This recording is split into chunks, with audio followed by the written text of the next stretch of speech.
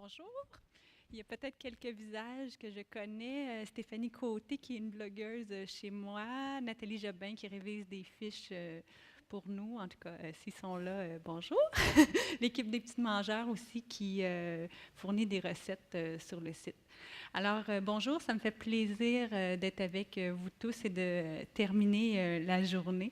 Alors, on m'a demandé de vous parler de comment on se démêle là, parmi toutes les multitudes de sources d'informations qu'on retrouve sur Internet, comment on sait que de l'information est crédible. Et de votre côté, si vous êtes un diffuseur de contenu, comment vous assurer que les parents et les intervenants à qui vous vous adressez puissent avoir confiance là, dans les messages que vous véhiculez. En ce moment, on a plus... Attendez que je me familiarise avec tout ça. Ah, bingo. Est-ce qu'on m'entend bien partout? Ça va bien?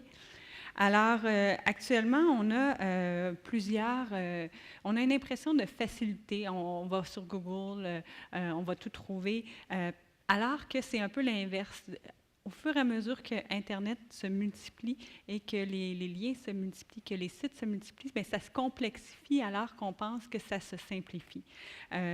Au début, Internet était pensé comme un outil de communication, donc c'était non documentaire. Maintenant, toutes les applications se mélangent l'une avec l'autre, le courrier électronique, les blogs, les forums. Donc, ça devient vraiment difficile de distinguer tout ça. Il y a des réseaux sociaux qui sont venus jouer aussi et apparaître là-dedans.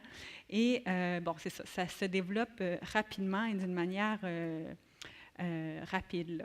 Donc, pour vous donner une idée, en 1996, on avait entre 100 et 250 000 sites web et nous sommes maintenant rendus à 555 millions de sites. Il y en a eu 300 millions juste dans l'année passée. Alors, comment on peut se retrouver dans tout ça? Il y a une belle phrase de quelqu'un que je trouvais intéressante là, pour illustrer et essayer de boire de l'eau à partir d'une borne fontaine. Ça vous donne à peu près une idée de ce que vous retrouvez sur Internet, puis vous allez un petit peu vous étouffer. Donc, Google, si on pense à ce moteur-là, parce qu'on ne se le cachera pas, c'est le moteur de recherche le plus utilisé actuellement. Bon, il y en a d'autres, mais déjà, si on comprend un petit peu mieux comment Google fonctionne, on va pouvoir se démêler un petit peu. Alors, vous pouvez utiliser dans les moteurs de recherche, regardez si j'avance un petit peu, vous savez, dans la ligne en haut, là, trouver les mots suivants. Attendez, comment je fais pour reculer avec ça? Ah, c'est ça.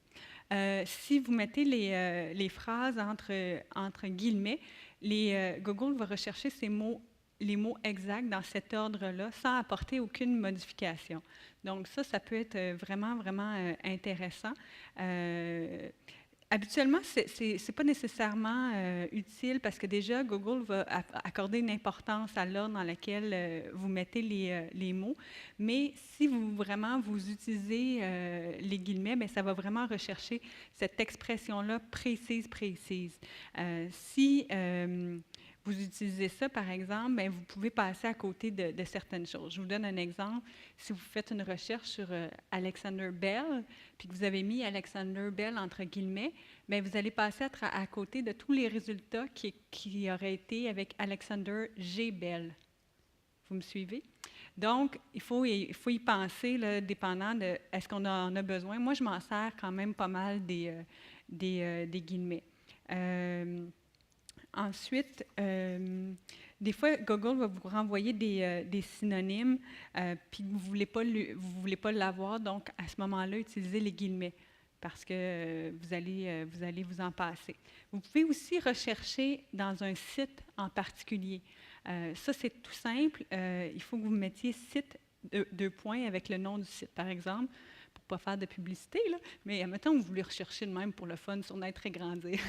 Bien, vous mettez site Naître et Grandir avec, par exemple, fruits ou légumes ou lait. Puis là, vous allez tomber sur des articles qui contiennent ce texte-là, mais sur le site de Naître et Grandir. par exemple, si vous voulez, si je veux, je pourrais regarder ça dans un site et avec un mot. Par exemple, fruits, site deux points, .gov. Bien là, je vais tomber sur tous les sites gouvernementaux qui contiennent le mot fruits. Si vous faites fruits, site 2.ca, bien là, vous allez tomber sur les sites canadiens.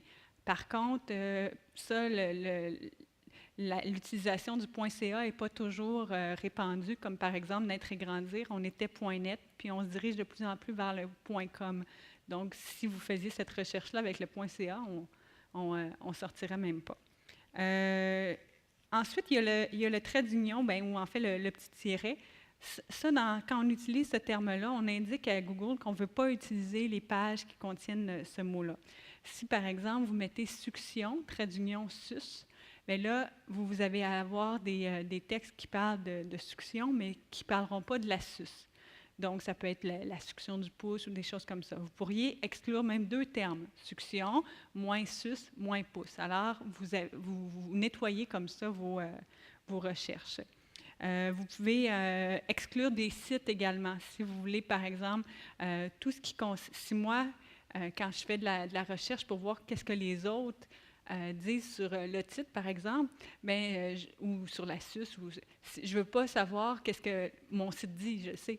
Fait que je peux exclure mon site. Fait que je peux mettre « titre » moins « site naître et grandir ». Une fois qu'on a compris un petit peu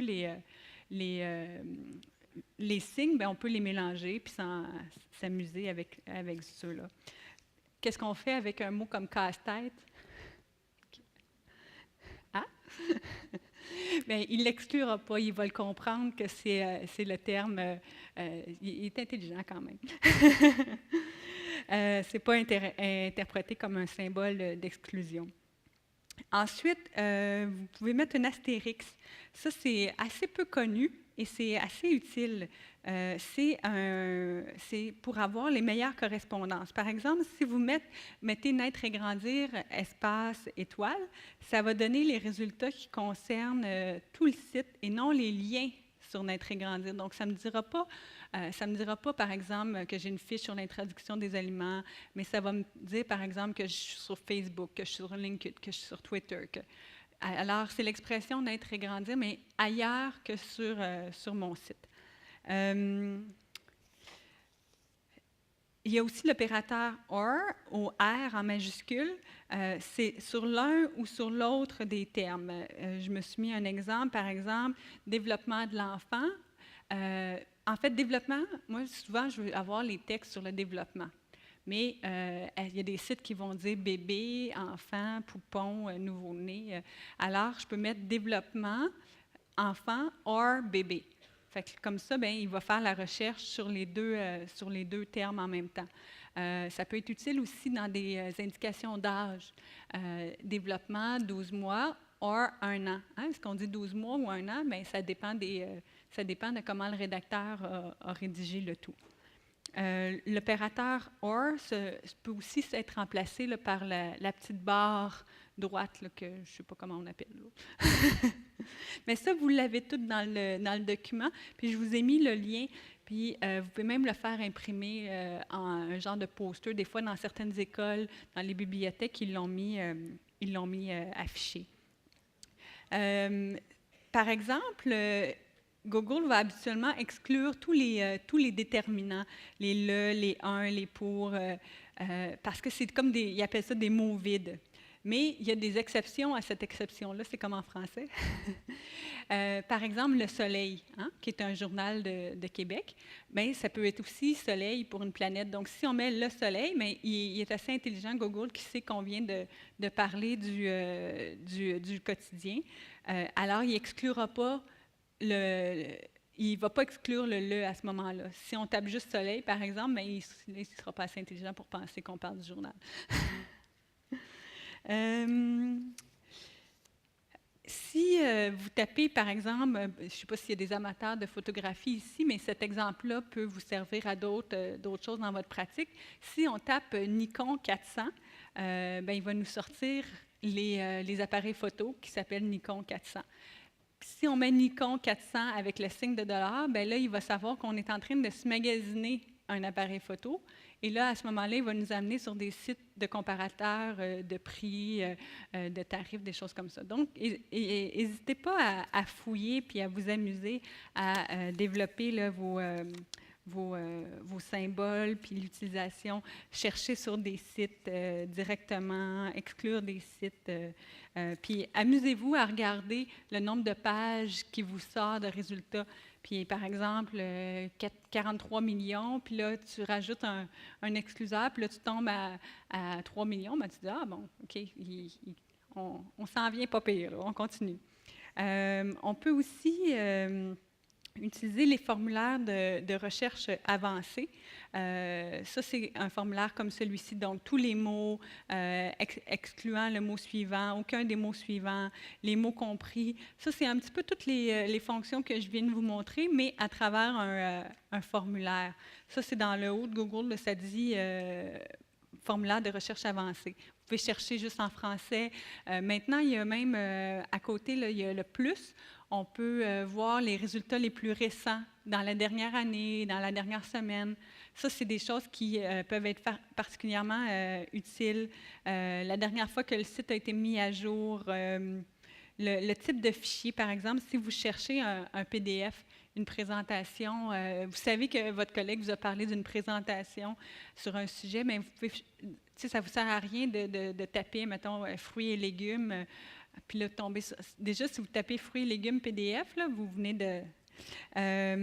on peut chercher dans le titre d'un document seulement en faisant entitled, fruits. Là, je pense que mon document a été corrigé par la linguiste, puis elle a rajouté des espaces avec les 2 points. Alors, ça n'en prend pas.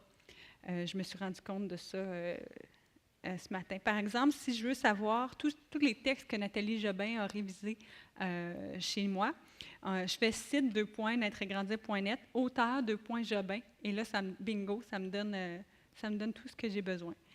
Vous pouvez rechercher dans des données publiques. Bon, ça, je vous ai montré, Entitled Fruits, site Naître et Grandir. Regardez, là, ça, c'est tous les textes de Nathalie.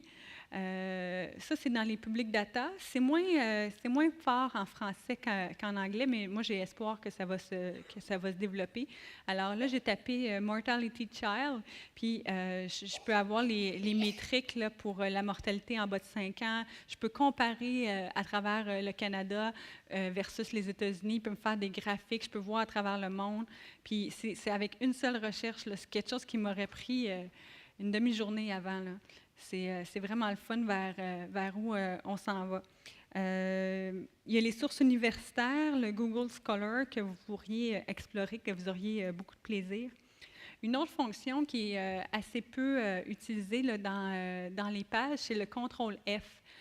Peu importe le navigateur que vous utilisez, que ce soit Firefox, Safari, Explorer, peu importe, si vous faites Google Chrome, si vous faites CTRL F, il y a un moteur de recherche qui va s'ouvrir pour votre page.